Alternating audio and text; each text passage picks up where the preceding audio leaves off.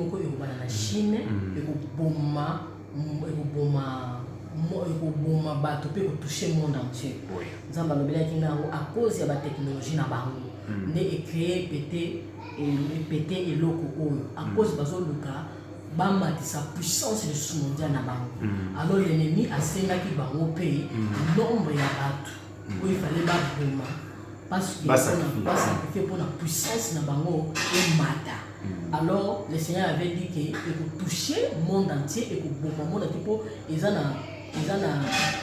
nombre basengi bango. Mais nzambe alobi boyeke ayeli na yebo bangate botelema mana ba prière makasi. Botelema na ba prière makasi 40 nuits 40 jours pour na ko épargner loko na po bayeli ne ba kufaté pepele kufaté pas ko samonta wana te. Et le Seigneur avait dit que d'ailleurs et ko tourner les bango ko fasse pas tourner les bango. Même les bateaux, il ne fallait pas bateau bazala qui complice et babilo qu'on a bango pe bakufi bango.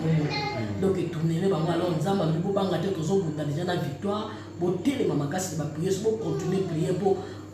arrêter et l'autre wana ou bango basoloka. Que même et le wana nzamba qui kolobelanga qui toucher siège munene ya église munene ya kokilo biso toyebi.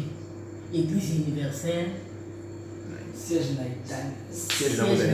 Italie. Et les Seigneurs ont touché pour la makasi parce que ils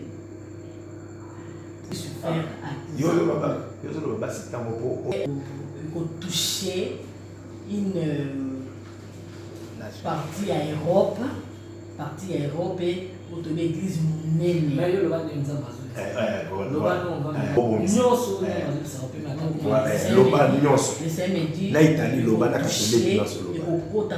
L'Italie précisément et toucher Vatican. Et tant que toucher Vatican, le Seigneur me dit même pas ça retourne à papa, papa na makasi ba ko changer pape. Et tant que ba ko changer pape. Tant que ba ko changer pape wana, le Seigneur me dit makambo ya sous makasi. Pa makambo ya makasi mabeko ya sous makasi ko pa pona penda oya kwa kokota penda kozala pape moko akubakisa le Seigneur me dit magie ou blanche kozala makasi kozapela pape moko oya ta makaka koyana makambo mabe et ya mobeli susu destruction mo makasi na kata monde. Ninda maibisinga et kwa kubela destruction mo makasi na kata monde et nzamba zo senga na biso ba chrétien tout les mamakasi na ba prière parce que mabe wana apana ba décision mais mamu supe ko ya ko risquer détruire ba église de réveil. Alors le Seigneur me dit peuple na ye ba lina ye bana na ba tele mamakasi na ba prière. Et le Seigneur me dit dans 2020 tozo kota nzamba le bieza so anéanti eza lisusu ba to ba distraction de société. Nzamba ba tele ma prière ba prière ba tele na ba jeune parce que ma besoin ya makasi na mokili. Ma bé makasi zo na mokili connecté et influencer ti nde ba makamba ba guerre mondiale et ya kokota partir biloko na premier ba banana no beba na bango après et quoi aussi et kota na monde. Le Seigneur m'a dit. Mais tu voulais parler de Lucifer. Et le Seigneur m'a dit Italie ça siège ya Lucifer ici Gavanda. Et ba réunion minene ya Lucifer ça le en Italie. Ma grande décision ya Lucifer tout ma opinion sur le monde entier ba monde qui wana. Et le Seigneur me dit ils sont en Italie. Après Italie, le Seigneur me montre l'Angleterre. Ils sont en Italie, en Angleterre. Ici, il y a une région de seulement. Ici, il y a une grande décision seulement. Ils sont en Europe. Précisément en Italie et puis en Angleterre. Premier pays, c'est l'Italie. Et puis deuxième, c'est Londres. Ici, le diable règne. Et puis ici, il y a Venti. Ici, il y a une grande décision.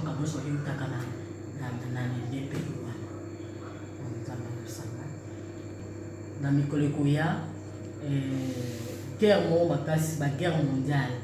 ekoluka ekota entre ba chrétiens ba musulmans nzamba talisi nango ba chrétiens ba musulmans à cause ya kuwelela la arche nzamba bisinga ba kuwelela arche parce que arche nzamba talisi na arche za na Asie mineure nzamba bi arche za na Asie mineure mais ils ont entre les deux frontières les pays oyo eza frontière na Asie mais ekota makasi na Asie et les semaines il n'est que toujours la puissance mondiale ils ont kotana ils ont le kola ba miyibi bazo prospérer les locaux moko bonde zo pesa bango intelligence et que arche ils ont nazi mineur mais nazi mineur ils ont entre les frontières ils essayent mais ba boto la arche entre les deux frontières nous sommes entre les deux frontières ils ont Afrique nazi nde bisika ba sala kati ba boto la arche petit kala ka wana etikala wana le arche wana alléluia le seigneur dit arche wana tourner là ba nyos ba tutu ba za ko ela arche wana et tourner là ba wana ba sundola ngo sundola le seigneur dit ba sundola ngo za ko pelo ko mo bwaki yango et bo sundola o ba tiki ale ba ke mutu mo kote ayiba ngo wela ba sundola ngo sundola ba bwaka ngo etika mo bo alors le seigneur dit ils ont nazi mineur entre les deux frontières. Ils ont la frontière entre les deux frontières et Asie na l'Afrique.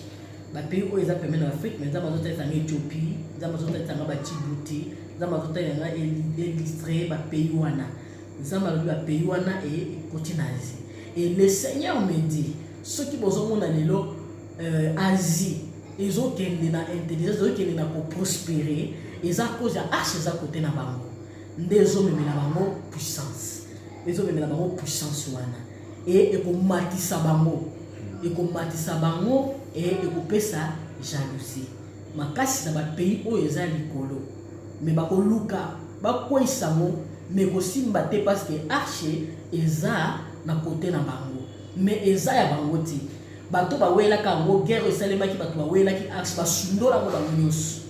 exactement que bâtiment va s'accaparer na archi mais et bois comme entre na forestière basi mineur na ba pays mususu ya Afrique quand ça la partie on a des bisika archi bois comme sunolama mais à cause ya monde ba komi kozwa intelligence dans ce geste ya prospérité mais nzamba zo bisanga et kozwa ba pepa mbate mais ba guerre yo salema ba koweli lango bato ba koweli lango mais arche c'est la destinée c'est pour les Israélites le Seigneur dit c'est pour les Israélites et il faut zonga pour les Israélites mais tant que zonga il y aura guerre entre les musulmans et les chrétiens mais cette guerre et pour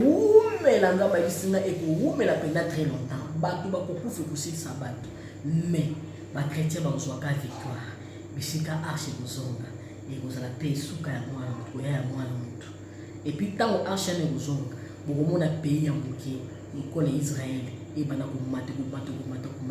et ko soutenir chute ya États-Unis parce que natango wana États-Unis kweya à partir ya moisi à aux États-Unis pour diriger aux États-Unis et cette femme a la séduit et puis et ça qui ekiti ça a la séduit pe ekoya et qui dit cette économie à puissance mondiale et États-Unis tenir les Américains pour l'Amérique et zona et mata mais il vous a très longtemps il vous a la makasi et la guerre mon que la makasi mais la guerre wana ne bisika biloko nzamba bito mona o ya sala na ba Égypte o nzamba sala bunda ba David abunda ba yito ba ko mona nzamba na live nzamba ko kita swa kota bitumana pour mettre fin et le Seigneur dit pona batu bitumana pona batu ko simba te mais nzamba swa ko kita yemo ko en personne pour mettre fin na bitumbana pona parce que tous les décas ko kokati mais nzamba ndia ko kita et puis tant arche wana ko na destination de ko pesa bango force et sikoyo nde bakoya ko tourner mboka moko muke et ko ko puissance mondiale moko ko mata dans ma zone ba aloba ki na anglais ne dit abaki ko maso mokilité na maite na moto te mais dans ma lobi peuple ne kufi dans ma zana kana ya peuple na makila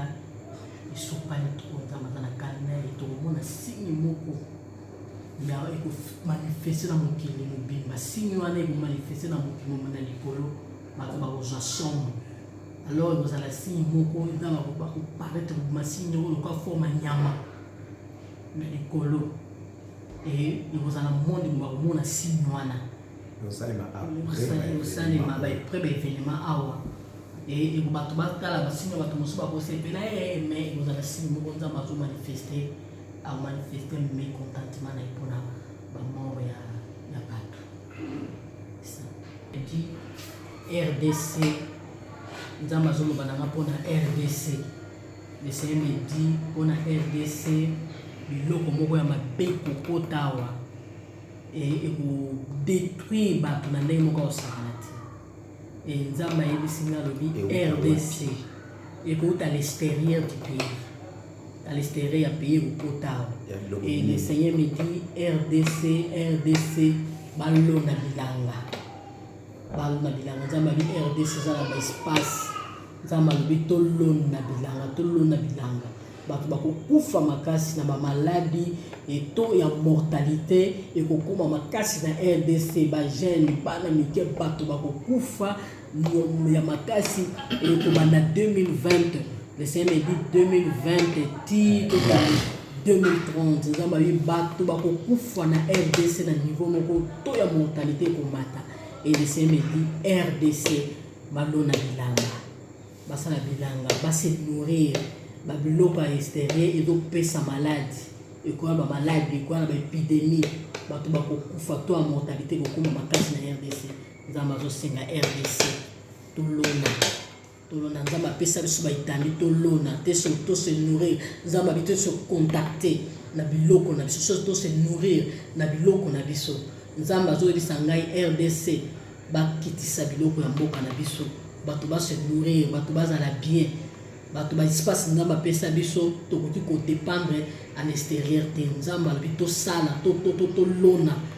tosala tose nourrir ebiloko wana ekoboma to ya mortalité ekokoma makasi parmi Afrique mobimba ekozala to na RDC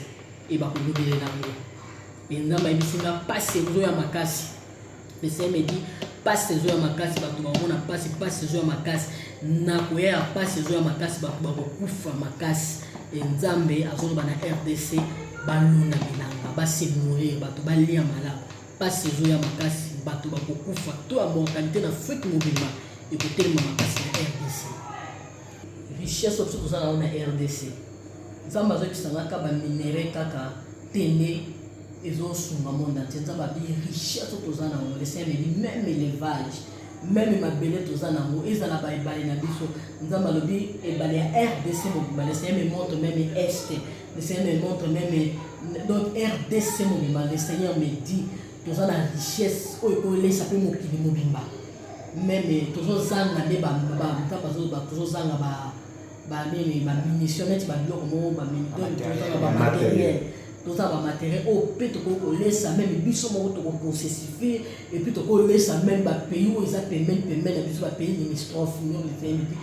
bapays limitrophe eza biso tokoki kolesa bango na oyo biso toza nango tokoki kodépendre na l'extérieur te ezoboma biso mpe ekoboma bato ya motoyemamenda balobi ke oyo toza nango awa tokoki kosifire biso moko mpe ekomatisa mpe économie na biso ekomatisa mpe puissance na biso emata le seigneur me dit eza kaka baminere te eza meme baebale eza bapesi biso biloko ebele okoki kosifire mpona biso moko RDC biloko nzambe akomela